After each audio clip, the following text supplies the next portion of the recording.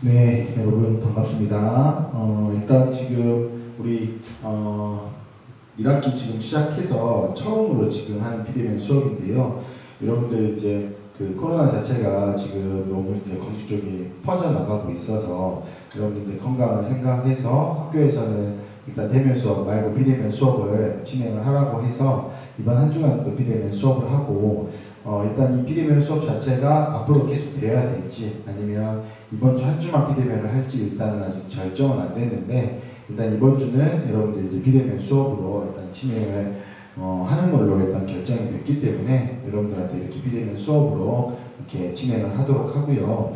일단 저희 비대면 수업 같은 경우는 여러분들 1학년 2학기 때 아마 지금 예비학들 같은 경우에는 복학생들이라서 1학년 2학기 때 비대면 수업을 아마 참관을 안 해서 잘 어떻게 해야 될지 모르겠지만 지금 일단 비대면 수업 자체는 여러분들에게 방법들이 몇 가지가 있는데 그 중에서 실시간으로 하는 줌 수업이 있고 그 다음에 이렇게 제가 녹화를 해서 이렇게 여러분들한테 영상을 보여주고 여러분들이 그 영상을 듣고 그 다음에 영상을 보고 이렇게 수업을 받는 이런 방식들이 있는데 줌 같은 경우는 여러분들이 실시간으로 해야 되기 때문에 그 시간에 맞춰서 저희가 정해져 있는 시간에 맞춰서 수업을 들어와야 되기 때문에 조금 어려움이 있을 것 같아서 저는 이렇게 영상을 찍어서 여러분들에게 올려서 그 영상을 보고 수업을 참관할 수 있도록 그렇게 이제 수업 방식을 채택을 하도록 하겠습니다.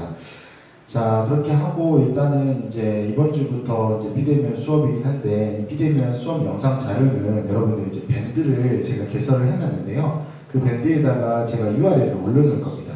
사이트 자체를 올려놓을 건데 그 사이트에 들어가는 그 홈페이지 자체는 여러분들이 누구나 이렇게 접근할 수 있는 뭐 따로 회원가입을 하지 않더라도 볼 수 있는 유튜브에다가 제가 영상을 올려놓을 거고요. 그 유튜브에 관련된 URL, 그러니까 유튜브가 연결되어 있는 URL 자체를 제가 밴드에다 올려놓으면 여러분들 그 밴드에 들어가서 그 영상을 보시고 이제 출석 체크를 어떻게 하냐. 출석 체크는 1학년 2학기 때 여러분들 1학년 때 해봤던 방식이기 때문에 뭐 다른 학생들은 아는데 혹시 이제 복학생들 같은 경우는 처음 해보다 보니까 그 방식에 대해서 모르실 텐데 일단은 이 영상을 보시고 저희가 이제 3시간 수업이기 때문에 그 3시간 수업에 대한 영상이 3개가 올라올 거예요. 그러면 그 3시간 올라오는 영상에 각각의 자기 이름과 학번과 그 다음에 간단한 제 수업에 대해서 느낀 점 또는 수업에 대한 내용들 혹은 어떻게 들었습니다 라는 그 자신의 생각을 간단하게 댓글로 적어주시면 그 댓글을 제가 이용해서 여러분들한테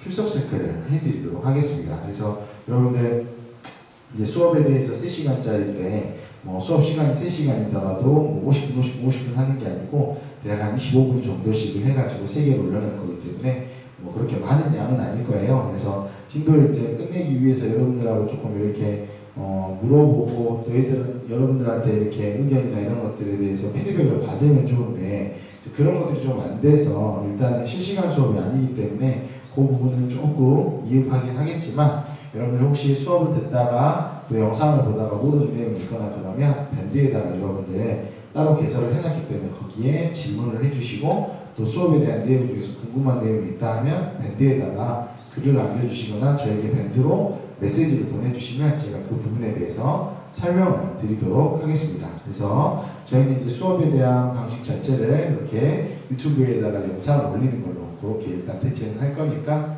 여러분들이 그 부분에 대해서 혹시 모르시겠으면 주변의 친구분들이나 또 아니면 복학생들 같은 경우는 저에게 직접 전화를 하셔도 되니까 제가 연락을 받으면 제가 설명을 다시 한번 드릴 테니까 연락을 주시면 좋을 것 같습니다.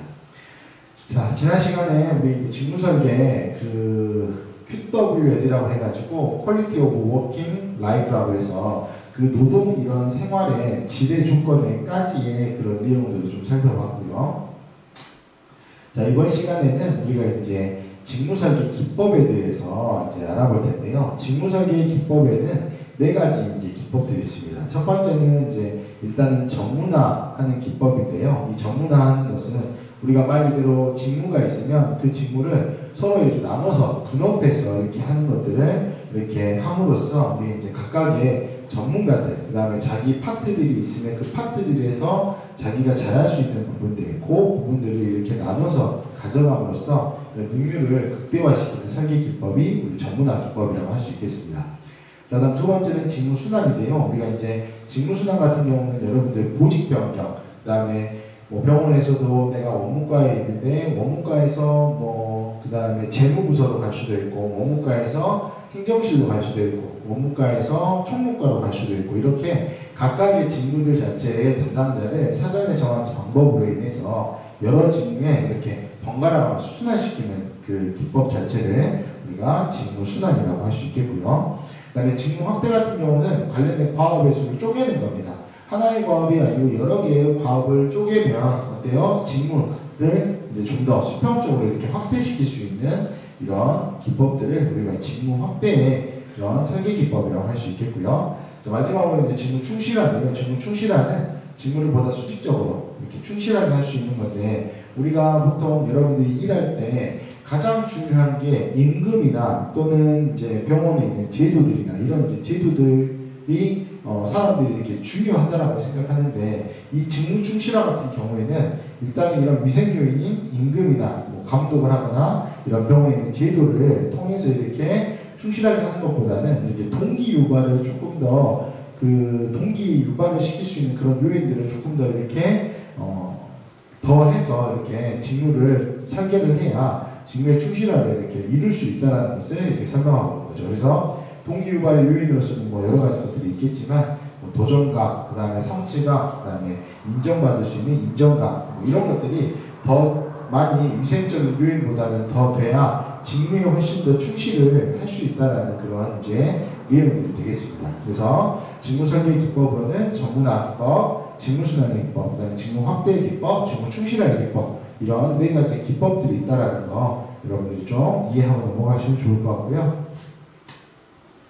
그다음에 이제 직무 충실화 같은 경우에는 우리 이제 아마 그 직무에 대한 만족과 불만족을 요인 자체를 이렇게 그 내세웠던 학자가 있었는데 여러분들 그 메슬로우의 5단계 여러분들 들어봤죠? 그 메슬로우의 5단계와 그 마찬가지로 허즈버그라는 학자 자체가 직무에 대한 불만족과 만족의 요인을 이렇게 따져봤을 때 그 직무 충실화에 대한 원칙을 이렇게 나타내는데 이 직무 충실화에 대한 원칙을 이렇게 몇 가지 이렇게 설명을 해놓고 있습니다. 그 원칙들이 몇 가지 있는데 그것들을 보시면 우리가 난이도와 책임의 수준을 증가시킴으로써 우리 직무들을 서로 변화시킬 수 있다는 거죠. 그 다음에 직무 담당자에게 직무에 대한 통제권에 대한 부여와 동시에 보고의 책무도 함께 부과를 시켜주면 훨씬 더 직무의 만족이나 이런 것들이 높아지면서 직무를 더 훨씬 충실화할 수 있게끔 하는 동기부여가 된다는 거죠. 그다음 세 번째는 작업 일정에 관한 제한권을 부여하는 겁니다. 얼마만큼 작업을 해야 되는지. 오늘은 사실상 직원들 자체가 전체적으로 어제 회식도 하고 힘들어하는 것 같으니까 일단은 그 작업량 자체를 좀 줄여줍니다. 그러면 그런 제한권을 주게 되면 어때요? 직무에 훨씬 더 직원들이 충실하게 이렇게 대처할 수가 있고 충실함 자체를 이렇게 만족도나 이런 것들이 높아질 수 있겠죠. 그다음 네 번째는 이제 피드백 제공으로서 이런 직무 담당자에게 직접적으로 이렇게 업적일 만한 정보를 제공해주면 훨씬 더 이제 직무 담당자가 적극적으로 또는 충실하게 직무를 행할 수 있는 그런 동기부여가 된다는 거죠. 마지막으로는 이제 새로운 학습 기회 제공으로서 이런 새로운 경험과 성장의 기회를 이렇게 여러 번 제공을 해주면 훨씬 더 이제 교육의 기회나 이런 것들이 늘어나기 때문에 사실상 우리가 직무를 하는 데 있어서 충실함 또는 직무에 대한 만족도를 높일 수 있는 이런 그 제공의 동기가 될 수 있다는 거죠. 그래서 우리 허즈버그는 우리 직무 불만족과 직무 만족에 대한 요인들을 이렇게 펼쳐봤는데 거기에 대한 직무 충실화에 대한 원칙 자체를 이렇게 설명을 해놨기 때문에 여러분들이 이거를 한번 잘 이해하고 넘어가시면 좋을 것 같고요. 그 다음에 이제 직무 특성의 모형입니다. 네, 그래서 직무 특성의 모형 같은 경우는 뭐 핵심적인 직무 특성과 직원의 중요 심리 상태들을 이렇게 단계별로 해가지고 거쳐서 나타나는데 이제 뒤에 그림이 나오겠지만 이런 핵심적인 직무의 특성은 어떤 것들이 있냐면 우리 기능들에 대한 다양성, 그 다음에 과업들에 대한 정체성, 그 다음에 과업의 중요성, 자율성, 피드백들이 우리 핵심적인 이런 직무의 특성 중에 요소들로 이렇게 포함이 되어 있다는 거죠.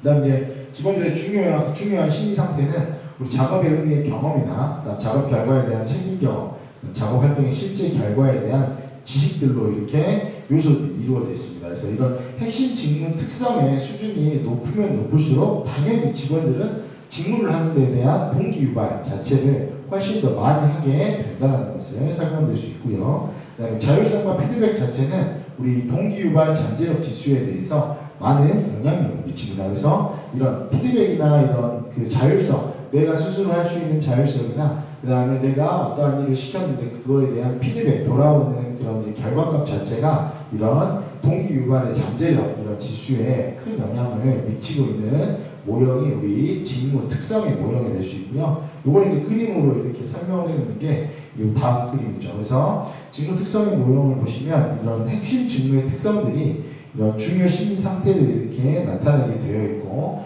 이런 것들 자체가 이제 각각의 조절 변수, 직원들이 얼마나 성장을 하고 싶으냐, 직원들이 얼마나 내가 더 교육을 받고 싶고 더 승진하고 싶으냐, 이런 요구들이나 그다음 지식과 기능들, 그다음 작업 환경에 대한 만족도들, 이런 것들에 대한 조절 변수로 인해서 이런 개인의 직무 성과 자체가 굉장히 높게 나타나냐 아니면 낮게 나타나냐, 이런 것들이 이제 정해지게 되는 거죠. 그래서 우리가 보통 이제 이런 중요 심리 상태나 핵심 직무의 특성 자체가 굉장히 잘 이루어졌을 때는 우리 개인적으로 직무 성과 자체는 높은 작업 동기 유발을 시키고 높은 질의 작업 성과나 높은 직무 만족도나 그다음에 결국과 이직 자체가 낮아질 수밖에 없다는 거죠. 그래서 결국은 여러분들이 나중에 병원에 근무를 하더라도 여러분들이 만약에 조직 및 인사관리에 대해서 여러분들이 인사관리하는 담당자가 계시면 이런 높은 이제 직무 만족도나 그 다음에 높은 동기 유발의 원인들이나 그 다음에 사람들에 대한 결근이나 이직 자체를 낮춰주는 그런 것들은 이런 피드백 자체가 얼마나 잘 되어 있냐, 그 다음에 중요 심리 상태가 어떻게 되어 있고 핵심 직무 특성은 어떻게 되어 있냐를 잘 파악하셔서 이런 직무 특성을 갖춰야 이런 개인의 직무 성과 자체가 높아진다라고 설명을 드릴 수가 있겠죠. 그래서 이 특성 모형 자체는 뭐 여러분들이 보시면 아시겠지만 각각의 이제 특성들이나 중요 심리 상태는 아까 앞에서 앞 슬라이드에서 설명을 드렸고요. 이런 조절 변수에 따라서 이런 개인 및 직무의 성과 자체가 변하게 된다라고 여러분들이 이 직무 특성의 모형을 살펴보시면 좋을 것 같습니다. 자, 이제 마지막으로 개인과 직무의 적합 상태인데요. 여러분들이 이제 이 그림을 살펴보시면 X축과 Y축으로 이렇게 나눠졌다고 보시면 되죠. 그래서 X축에는 사실상 개인적인 특성, 그 다음에 Y축에는 직무의 특성으로 해가지고 X축과 Y축에 대한 내용 자체를 여기서 설명하고 있는데, 거기에서 상황 1번부터 4번까지에 대한 내용 자체가 개인의 특성이 높고, 그러니까 말 그대로 개인의 특성이라는 것은 개인적인 그런 능력이나 개인적인 자질이나 이런 것들이 높고, 그 다음에 개인적으로 이렇게 그 범위, 직무에 대한 주는 범위들 자체가 당연히 어때요? 개인적인 특성 자체가 높은 사람한테 많은 양의 직무를 줄 것이고, 훨씬 더 개인 특성이 낮은 사람한테 어때요? 직무의 양이나 이런 것들을 낮게 줄 겁니다. 그래서 개인의 특성과 그다음에 직무의 특성을 X축과 Y축에 비추었을 때 상황 1부터 상황 4까지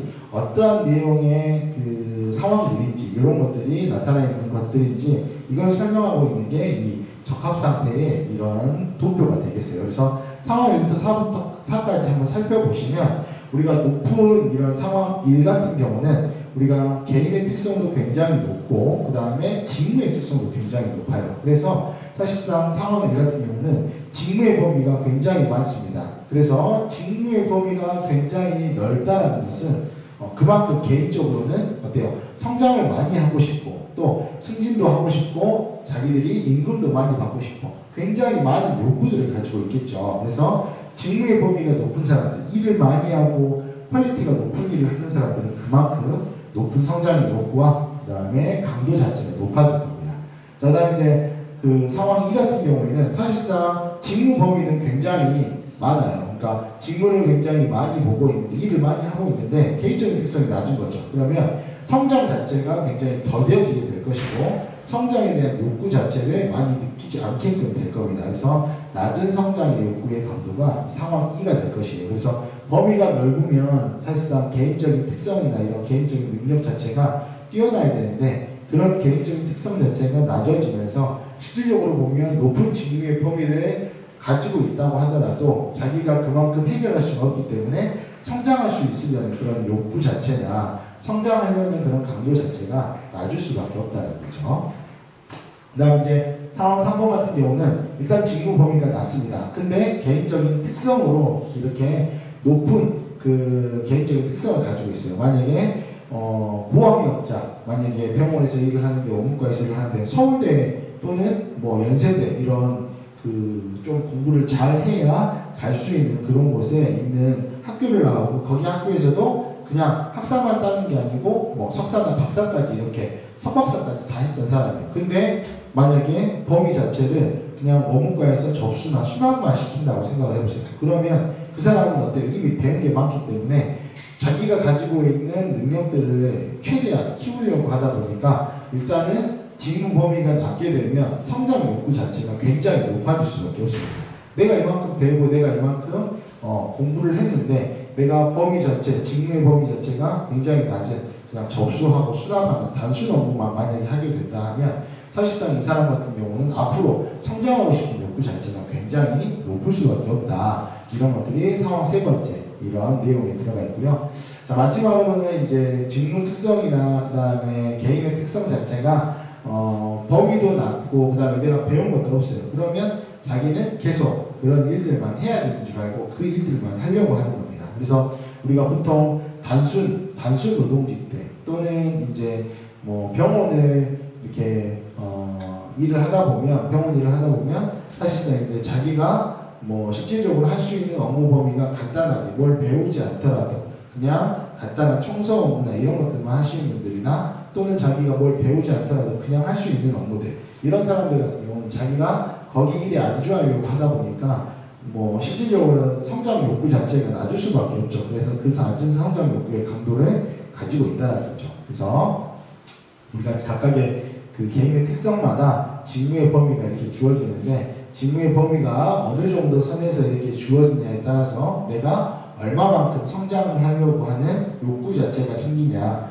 욕구 자체가 얼마나 있냐 이런 강도들 자체가 각각의 상황들마다 있기 때문에 이 자체에 맞춰서 여러분들이 직무에 대한 범위 자체를 정하는 것도 또는 개인적으로 특성을 이렇게 성장시켜주는 것도 이런 것들에 대한 인사관리 그 다음에 인사 담당자라고 만약에 된다라고 하면 그 담당자가 해야 될 업무들은 이런 이제 개인과 직무에 대한 적합 상태에 따라서 각각의 직무에 배치를 하고 또 각각의 개인의 특성들마다 요구가 많은 사람들 같은 경우는 기회를 그만큼 더 줘서 직무의 범위를 넓혀주고 그 다음에 뭐 사실상 직무의 범위 자체가 뭐 많은데 실질적으로 개인 특성이 좀 낮다라고 하면 그만큼 직무의 범위 자체를 좀 줄여줄 수 있는 또는 개인의 특성을 높여줄 수 있는 이런 적합 상태를 만들어줘야 된다는 거죠. 그래서 여러분들이 이 이제 표 자체를 이해를 좀 하시고 이번 시간을 마무리 지었으면 좋을 것 같습니다. 그래서 이번 시간에는 여기까지 수업을 진행을 하도록 하고요. 다음 시간에는 다음 장에서 또 체험 관리에서 여러분들